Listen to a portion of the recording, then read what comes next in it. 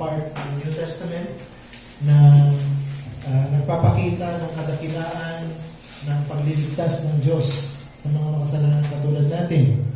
At yun po ay sa Ephesians chapter 1 verses 3 to 14. So hindi ko alam kung hanggang kailan natin pwedeng pag-aralan itong maikling passage na ito. Pero I am intending to have a short series on this passage para po makita natin, ma-appreciate natin yung pagliligtas ng Panginoon sa atin. At ano ang ginawa ng Diyos para iligtas ang mga makasalanan katulad natin. Pag pinag-usapan natin ang pagliligtas ng Diyos, ito ba ay tumutukoy lamang sa ginawa ni Jesus? O ito ba hindi tumutukoy lamang ang ginawa ng Ama? Paano naman ang banal na Espiritu? Meron pang ambag ang banal na Espiritu sa kaligtasan ng mga mananampalataya ni Jesus. So lahat yan masasagot, no? Dito po sa passage na ito. And surprisingly, makikita natin dito, in a nutshell, ang pagliligtas ng Diyos ay kinapapalooban ng direct involvement, no, ng Father, ng Son, at ng Holy Spirit. So ibig sabihin, ang kaligtasan ng mga Kristiyano ay Trinitarian. So, involve ang Ama, involve ang Anak, at involve ang Banal na Espiritu sa pagliligtas sa mga makasalanan katulad natin. So, yan ang magiging highlight ng ating pong pag-aaral. Pero for this afternoon, ay titingnan lang natin yung talatang 3. Doon po sa Ephesians chapter 1, verses 3 to 14. At pinamagatan ko po yung ating pag-aaral for this afternoon na let God be praised by all men.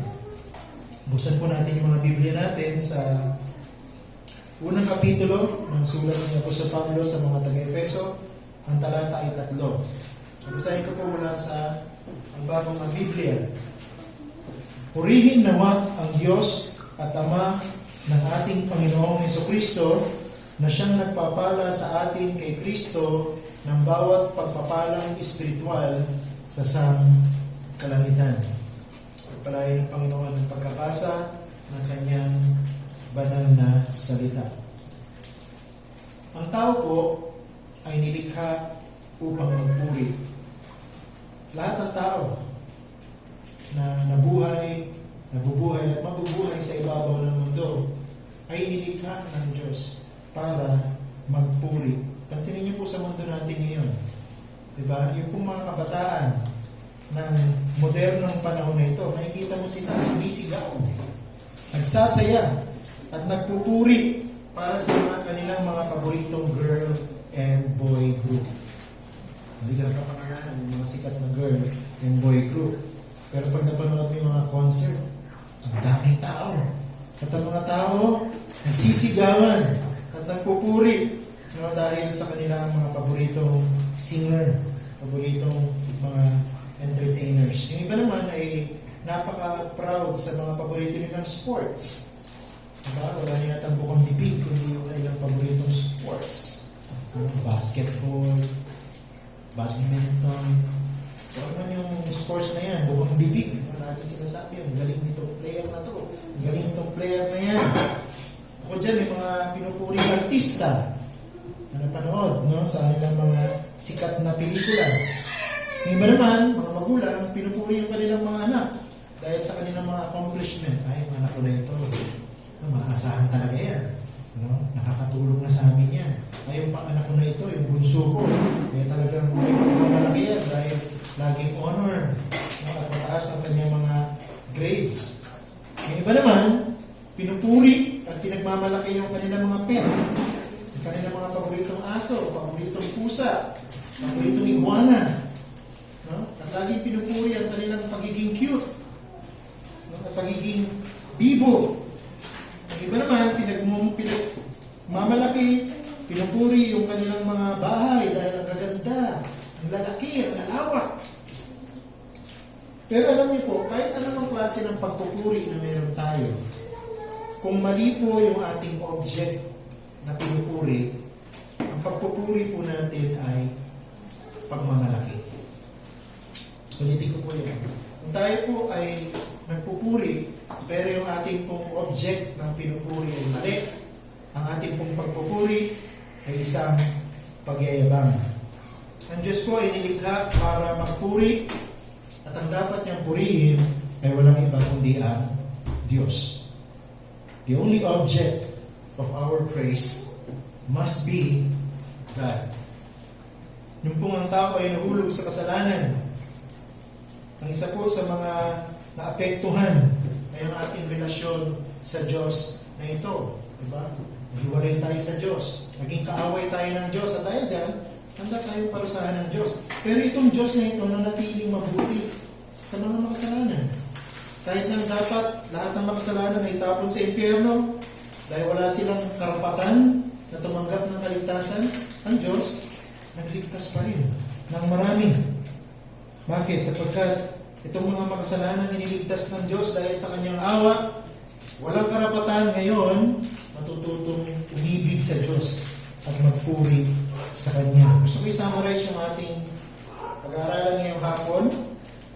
Sa makikita nyo sa screen, God has blessed unworthy sinners in Christ for the praise of His name.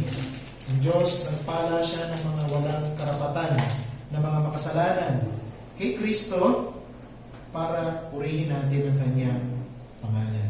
Dalawang major points lang po yung gusto kong i-discuss sa inyo ngayong hapon. Number one, God who is worthy to be praised. Ang Diyos na dapat purihin.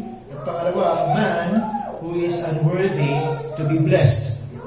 Ang tao na hindi karapat-dapat pagpalain. Okay, so ito yung dalawang major point. So unahin natin yung first point natin, God who is worthy to be praised. Interesting po no, na banggitin sa inyo na ito pong Ephesians chapter 1 verse 3 hanggang 14. No, pag binasa niyo sa Bible niyo, ang daming sentence, ang daming tuldok, no, pinag-iwahiwalay no, sa pamagitan ng mga talata. Pero pag binasa niyo po ito sa original, ito po Ephesians chapter 1 verse 3 hanggang 14, ay isa lamang pong mahabang isang sentence sa Greek na binubuo ng 202 words. No? Isa yung simulang salita at isa rin din yung period niya sa huli. At yung sentence na yan, binubuo ng 202 words. At katulad po ng ibang mga sentence, mayroon lang isang topic. Diba? Pag isang sentence, isa lang ang topic, hindi pwedeng isang sentence, maraming topic, magulo yun, confusing. Pero si Apostol Pablo po ay isang straightforward author, no? Hindi po siya paikot-ikot. Kung ano sasabihin niya, direct to the point. At dito makikita natin na ang pinaka-major point ni Apostle Paul dito sa mahabang sentence na to, verse 3. At anong sabi sa verse 3? Purihin nawa ang Diyos. Purihin nawa ang Diyos. Yes, the entire sentence is about God and why He is worthy to be praised. Mahina, di ba, na ang isang paksa, ang pagsisimulan at katapusan ay Diyos. Katulad dito sa talatang ito, mahabang talata, pero isa lang ang paksa, ang Diyos. At kung bakit siya dapat purihin. Pagka po binasa mo ang Biblia mula Old Testament hanggang New Testament, makikita mo napakaraming dahilan kung bakit ang Diyos dapat purihin. Diba? Maraming dahilan. Hindi uubos yung oras natin.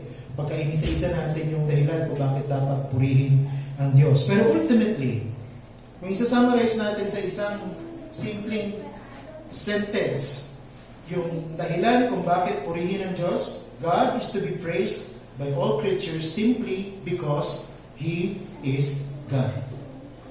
Ganun lang kasimple. Ang Diyos ay karapat-dapat purihin ng lahat ng nilalang sa ibabaw ng mundo sapagkat ang Diyos ay Diyos. Since God is the only true and living God, forever, dapat pinupuri siya ng lahat ng nilalang.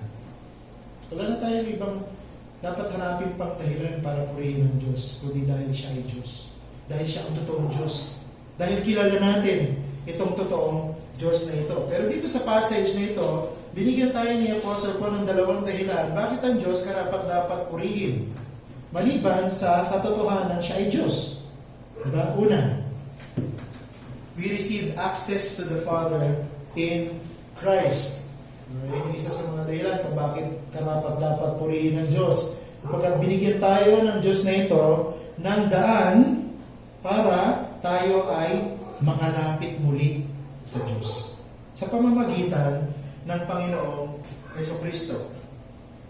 Pag binasa mo ang Biblia mula umpisa hanggang katapusan at susuriin mo ang lahat ng tinuturo nito patungkol sa Diyos, ang Diyos hindi nagbago.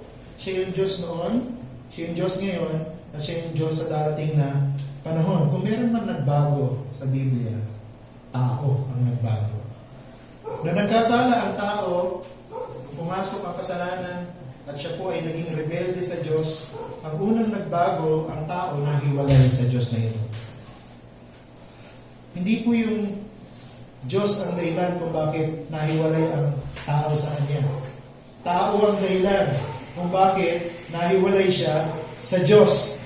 At makikita natin yan pag binasa mo sa Genesis, yung napakalinaw na illustration, no? Kung paano pinakita na nahiwalay ang tao sa Diyos. Pinalayas ng Diyos si Adan at sa Eva mula dun sa Hardin ng Eden. Hindi na sila pwedeng manatili na malapit sa Diyos. Bakit? Sapagkat sila ay nabubuhay na ngayon bilang mga makasalanan. Yung dating relasyon sa Diyos, hindi na nila ngayon ma-enjoy.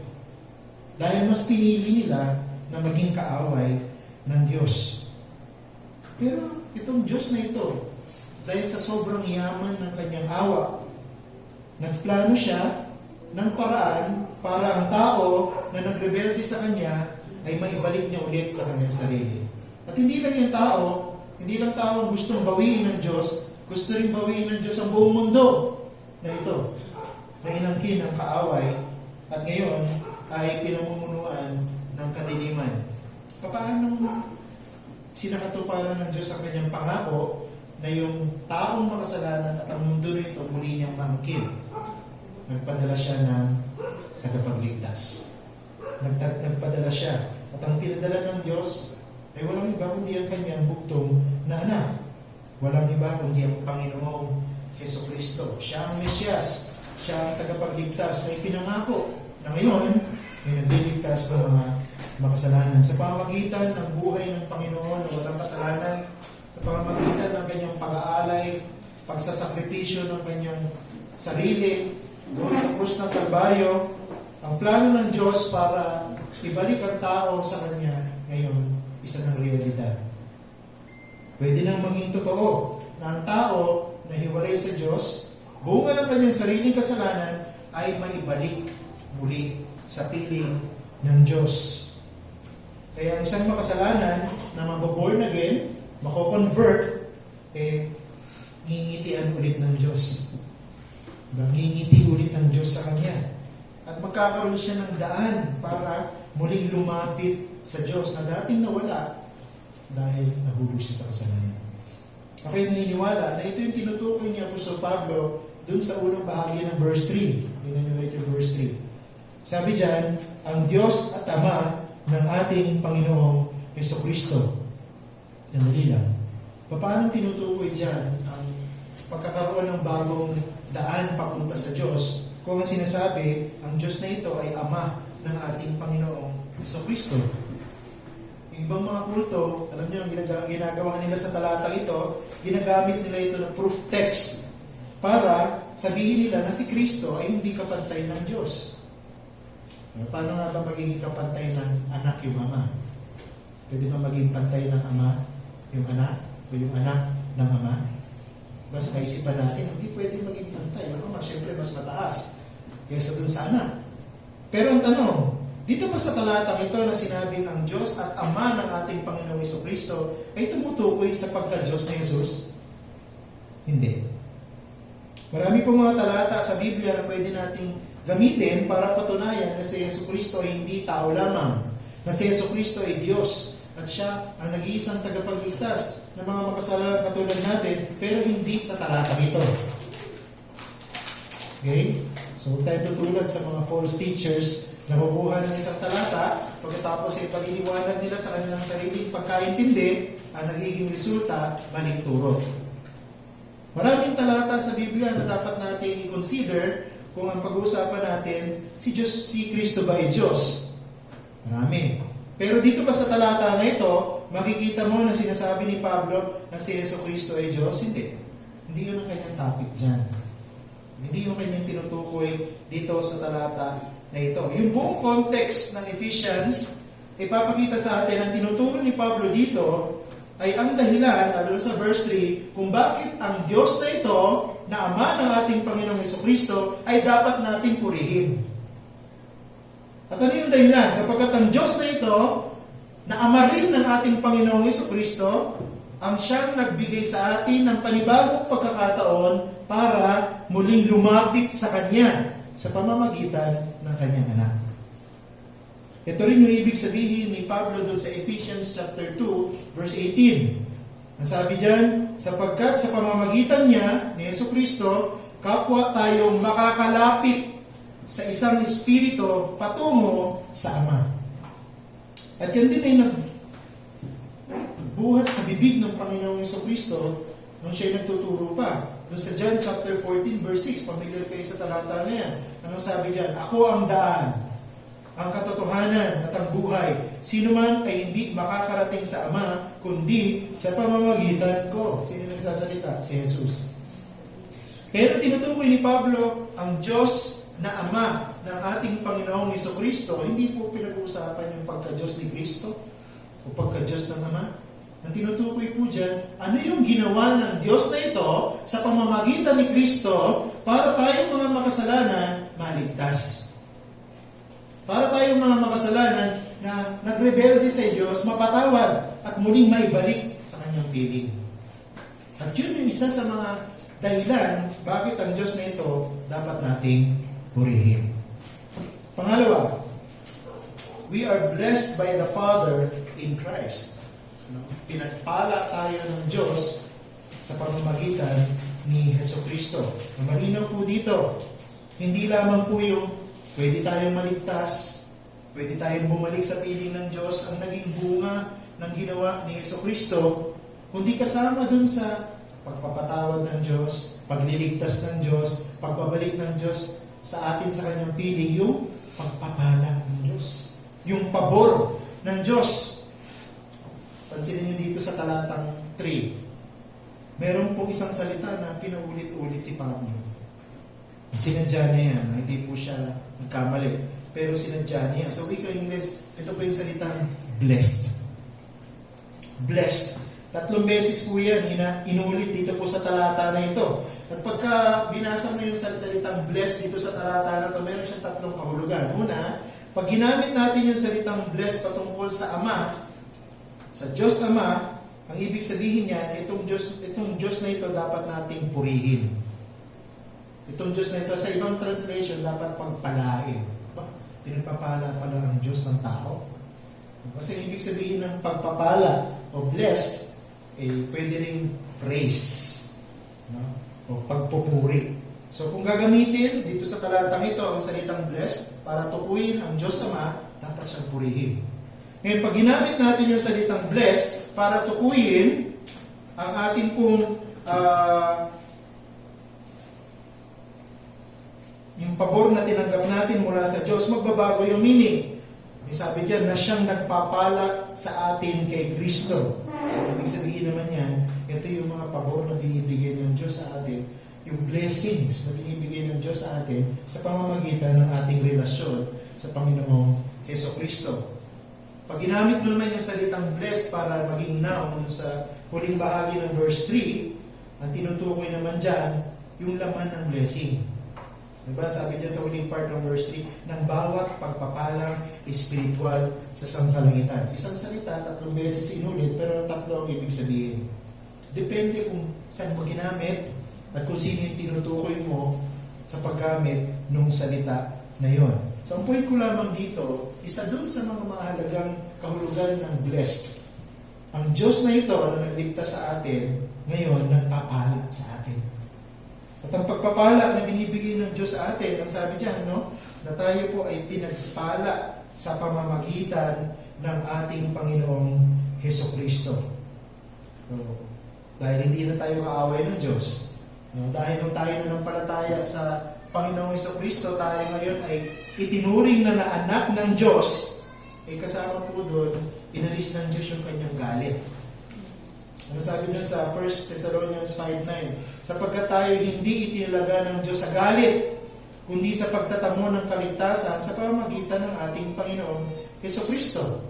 Ang point doon, dati galit ang Diyos sa atin. Pero, nung tayo nanampalataya kay Kristo, yung galit ng Diyos, inalis niya. So, ang Diyos hindi nagalit sa atin. At dahil ang Diyos na ito ay hindi nagalit sa atin, hindi na tayo kaaway ng Diyos. At dahil hindi na tayo kaaway ng Diyos, ano na tayo? Anak na ng Diyos. Ano sabi doon sa John chapter 1 verse 12? Subalit, ang lahat ng tumanggap sa Kanya na sumasampalataya sa Kanyang pangalan ay Kanyang pinagkalooban sila ng karapatan na maging mga anak ng Diyos.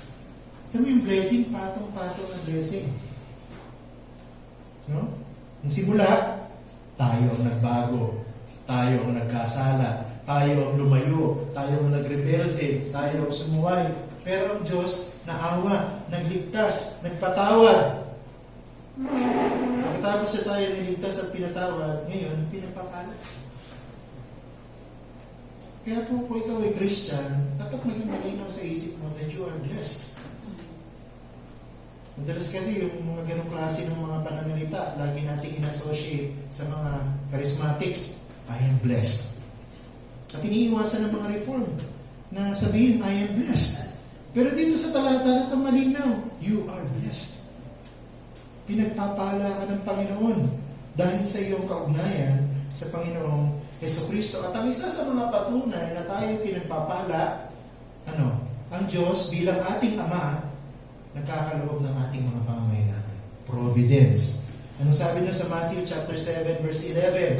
Kung kayo nga na masasama ay marunong magbigay ng mabubuting kaloob sa inyong mga anak, gaano pa kaya ang inyong Ama na nasa langit ang magbigay ng mabubuting bagay sa mga humihingi sa Kanya? Anong point? Kung yung mga tatay na masama, nagiging mabait sa mga anak nila, paano pa ang Diyos? Diba? Mas magiging mabait ang Diyos sa atin. Dahil ang Diyos na ito, hindi siya masama. At dahil mabuti ang Diyos na ito, kasama dun sa Kanyang pagiging mabuti, bibigyan niya tayo ng lahat ng ating mga pangangailangan. So normal po para sa Diyos na Ama natin na tayo po ay pagpalain. Normal yon para sa Ama na tayo ay pagpalain. Alam ng mga fathers yan. Diba? Kailangan pa bang pilitin kayo ng mga anak ninyo na sila ay pagkalooban, na sila ay sustentuhan? Hindi. Ginagawa ng mga magulang lahat ng mga kaya para maitaguyod ang kanilang pamilya. Bakit? Kasama yun sa kanilang pagiging ama. At dahil mahal nila ang kanilang mga anak, ganun din ang Diyos sa atin. Hindi po pipigilin ng Diyos ang kanyang sarili na tayo pagpalain. Bakit? Dahil habang tinitingnan niya ang mga mananampalatayang naligtas, nakikita niya si Jesus. Kapag nakikita ng Ama si Jesus na kanyang anak, lalong lumalambot ang kanyang puso. At kasama ng paglambot ng puso ng Diyos, hindi niya mapipigilan ang kayo'y pagpalain. Second major point, man who was unworthy to be blessed. So, i-elaborate natin yung second point natin doon sa unang point. Dito sa second point, mas mainam yung blessing ng Panginoon sa atin. Bagaman tayo hindi karapat-dapat, tayo pinagpapala.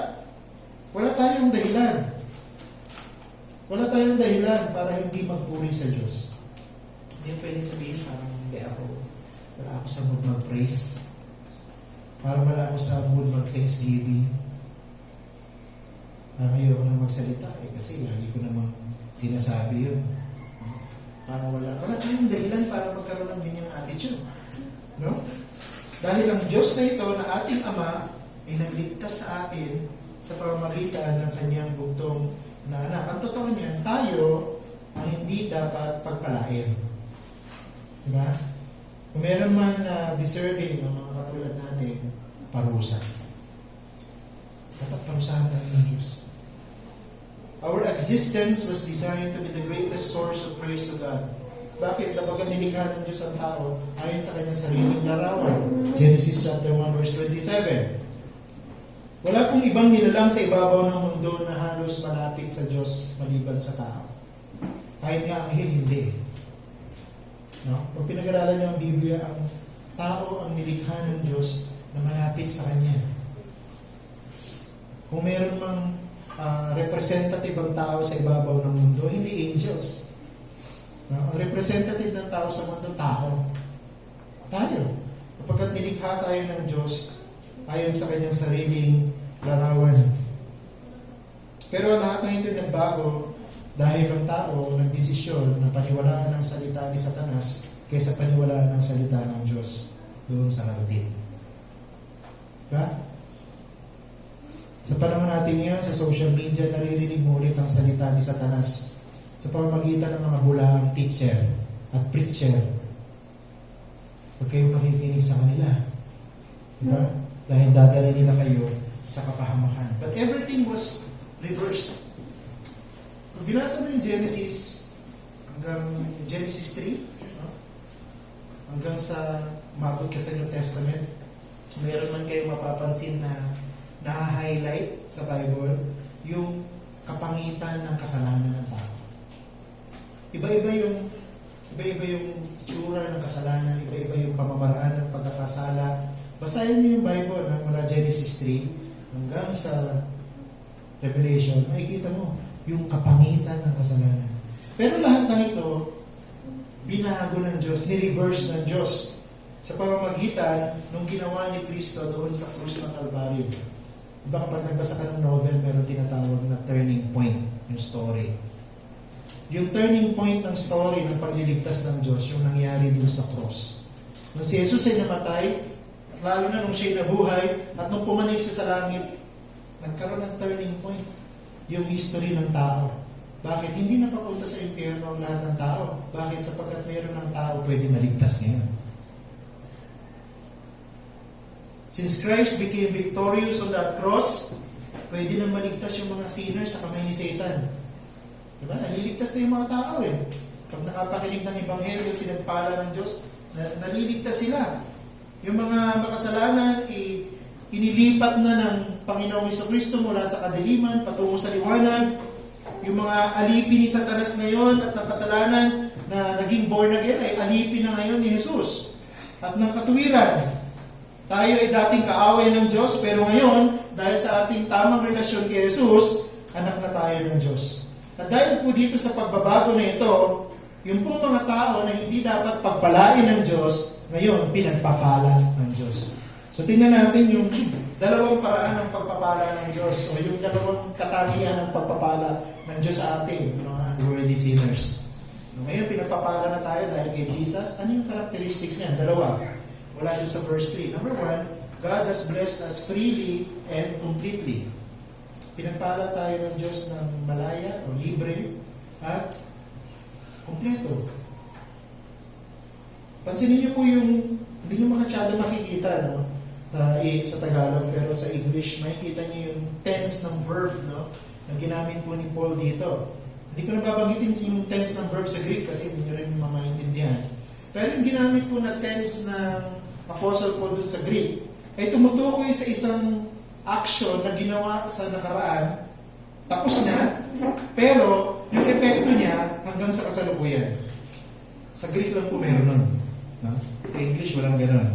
Tapos na past na ginawa na nung nakaraan. Pero yung epekto nung ginawa sa nakaraan ay nararanasan pa rin sa present. Yun yung verb na ginamit ni Paul dito. Nung tinukoy niya na siyang nagpapala sa atin kay Kristo ng bawat pagpapalang espiritual sa sangkalangitan, ang tinutukoy ng Diyos dito ay yung kanyang ginawang desisyon bago pa niya nilikha ang mundo. Ano yung desisyon na yun? Ang Diyos Ama ay nagdesisyon na pagpalain ang mga magiging mananampalataya ng Panginoong Jesucristo. Hindi po nagdesisyon ng Diyos na pagpalain ng mga Christian nung natapos yung ginawa ni Jesus sa cross. Hindi po yun yung sinasabing natapos sa nakaraan. Tinutukoy ko po na natapos sa nakaraan bago pa man magkaroon ng simula. Bago pa man nilikha ng Diyos ang mundo. Diba? Bago pa man ang lahat, nandiyan ang Diyos. Diba? Father, Son, and Holy Spirit. At itong Father, Son, and Holy Spirit na ito, sila ay nagpasya. Sila ay nagkaroon ng tipanan. At kasama sa tipanan na yon, hindi lang magbibigay ng paraan para ang mga makasalanan o yung mga magiging makasalanan dahil wala pang creation, ay maligtas. At hindi lang para maligtas sila, kundi ma-experience nila yung blessing ng pagiging ligtas. Yung tinutukoy ni Apostle Paul dito. Nakaraan, tapos na, pero yung epekto nararanasan pa rin ngayon. So, ibig sabihin, yung desisyon ng Diyos na pagpalain ng mga Christian ngayon, hindi po yan afterthought. Yung ibig sabihin, hindi po naisipan lang ng Diyos kasi kursunadahan niya. Yung gustong pagpalain ng Diyos at pinagpapala ngayon, noon pa man, bago niya nilikha ang mundo, pinagpasyahan niya na. Tapos na yung desisyon na yun. This is mind-boggling. No? Ang Diyos, alam niya na, bago pa man nilikha ang mundo, kung sino yung magiging recipient ng salvation sa pamamagitan ni Jesus Christ. Kaya naniniwala tayo sa doctrine of election. Ang Diyos ang nagpapasya kung sino ang maliligtas. Bakit? Siya lang ang may kapangyarihan para sila'y iligtas. Siya rin ang may kapangyarihan para sila'y pagpalain. Pagbulay-bulayan mo yan, kapatid, yung kalagayan mo ngayon kay Jesus, hindi yan aksidente. Kasama yun sa plano ng Diyos bago pa man siya likha. Bago pa man si Adan at si Eva nahulog sa kasalanan, alam na ng Diyos kung sino ililigtas niya. Dahil pinili niya na kung sino ililigtas niya. At kasama sa pagpili ng Diyos kung sino ililigtas niya, pagpapalain niya. At ibig sabihin din ito, na pinili ng Diyos kung sino pagpapalain niya bago pa man nilikha ang mundo, walang bayad yung pagpapala ng Diyos. Diba? Madalas, binibigyan natin ng kaloob yung tao na nagustuhan natin dahil magaling siya, matalino siya, o kaya maganda yung achievement niya. Diba? Binibigyan natin binibilas natin ang pinagkakababa natin yung tao kasi worthy siya. Pero ang Diyos hindi ganoon. Ang Diyos hindi nag-bless, hindi nagkakaloob dahil worthy tayo. Paano may pagtatanggol na ikay pinagkakalooban ng Diyos dahil karapat-dapat kang pagkalooban at pagpalain kung hindi ka pa naman nag-exist? Diba? Nagdesisyon ng Diyos kung sino yung kanyang ililigtas at yun din ang kanyang pagpapalain bago pa lilikha ang mundo. Paano mo sasabihin kaya ako biniglas ng Panginoon? Kaya ako niligtas ng Panginoon kasi karapat-dapat ako. Ay hindi tayo naniniwala doon sa tinuturo ng mga kontra sa Calvinism. No? Na ang tao daw ay iniligtas ng Diyos dahil nakita niya na balang araw ay magkakaroon siya ng positibong pagtugon sa panawagan ng Ebanghelyo. Hindi ganon. Tayo po'y pinili ng Diyos para iligtas at pagpalain kahit na hindi naman tayo karapat-dapat. Kasi out of mercy, naawa na ng Diyos. And above all, these blessings are not partial, but complete.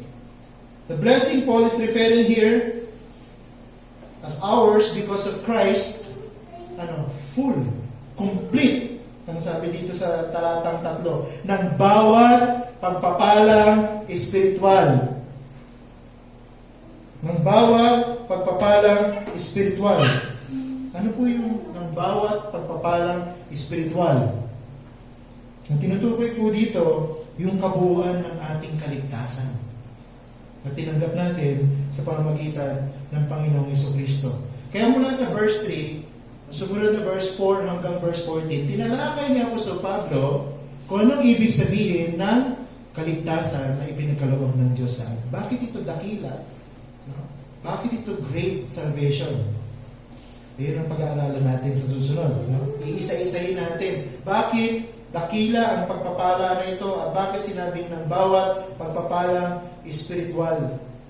Ang kaligtasan na tinanggap natin mula sa Diyos sa pamamagitan ng pananampalataya kay Kristo ay isang kumpletong kaligtasan. Hindi po kulang-kulang. Hindi pira-piraso. Kaya kung ikaw totoong Christian, yung kaligtasan na tinanggap mo kay Kristo, kumpleto. Walang kulang. Kaya dapat mabuhay din tayo ng buo kay Kristo. Pangalawa, God has blessed us abundantly. God didn't only just bless us freely and completely, but abundantly.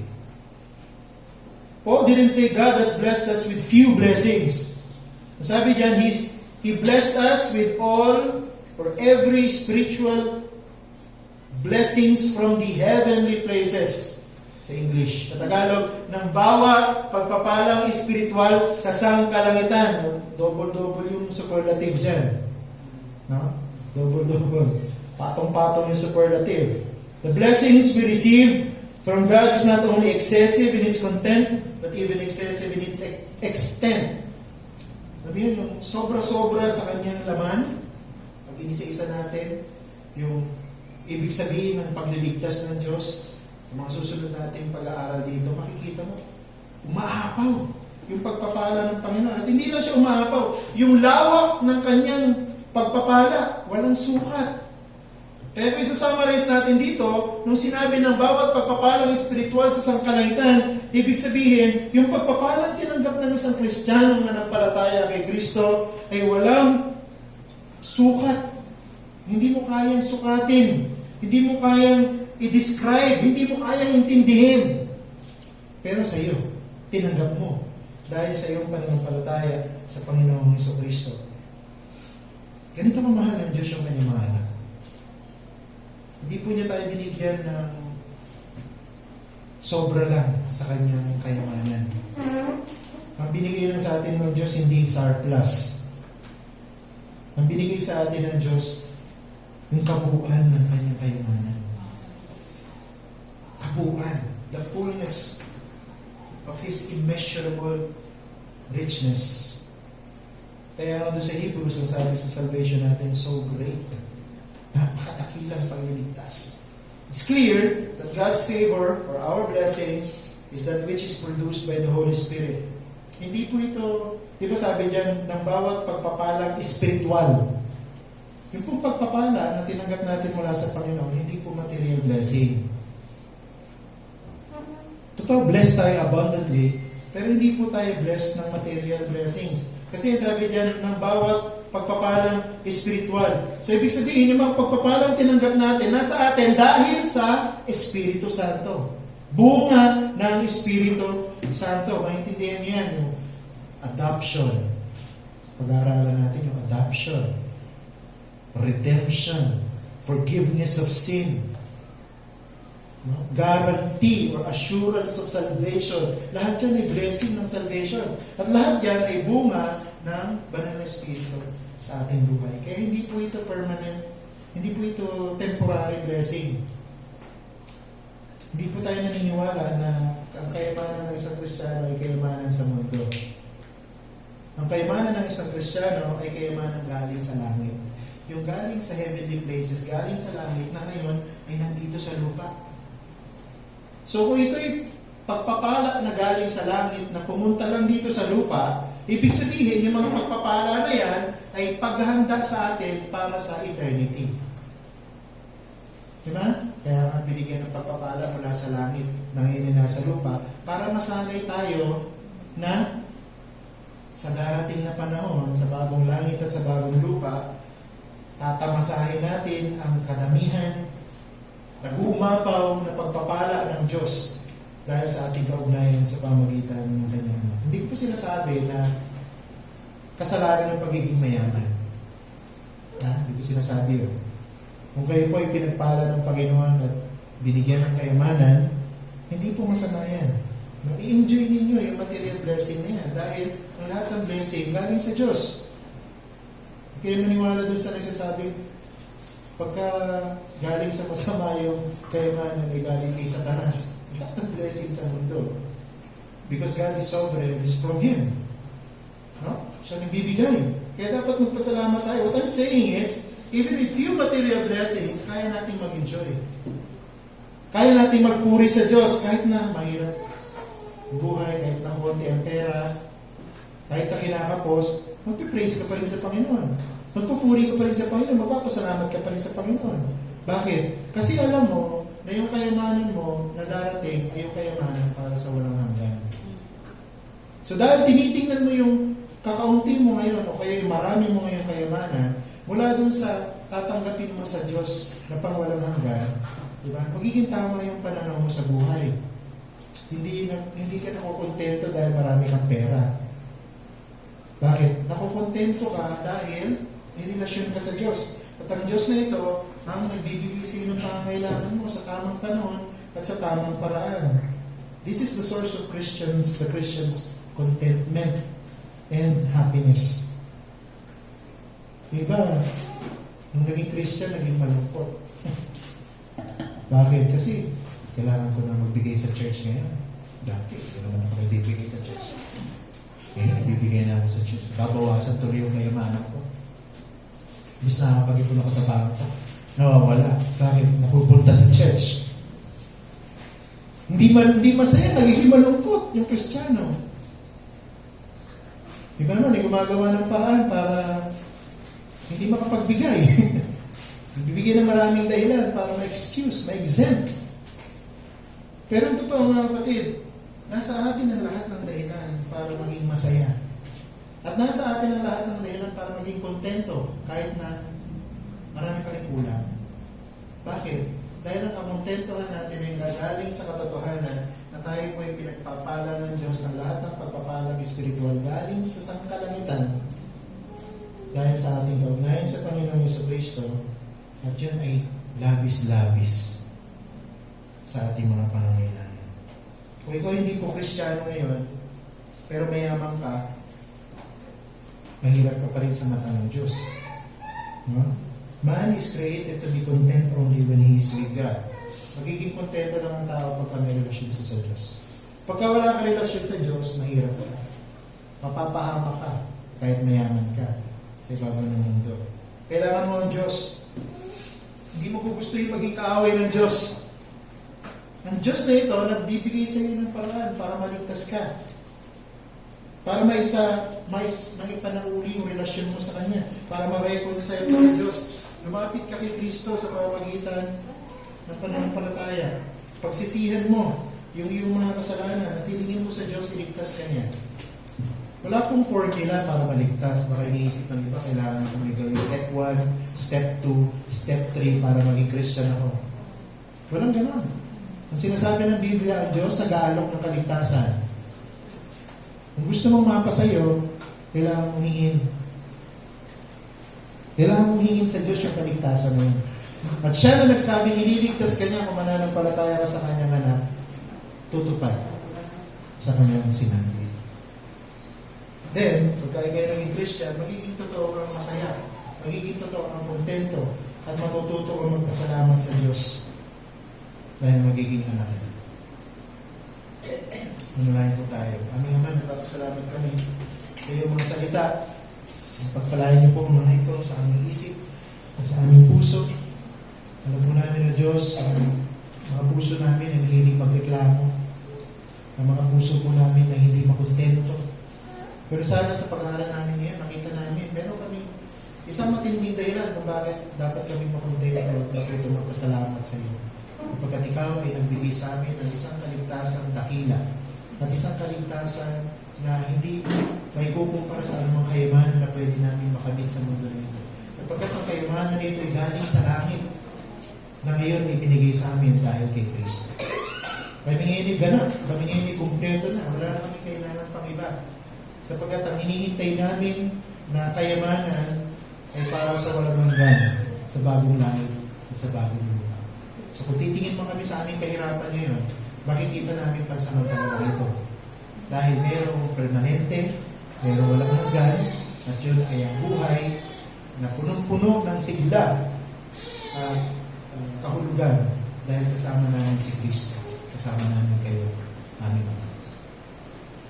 Lahat ng ito ay pinapasalamat namin sa pangalan ni Jesus aming Panginoon.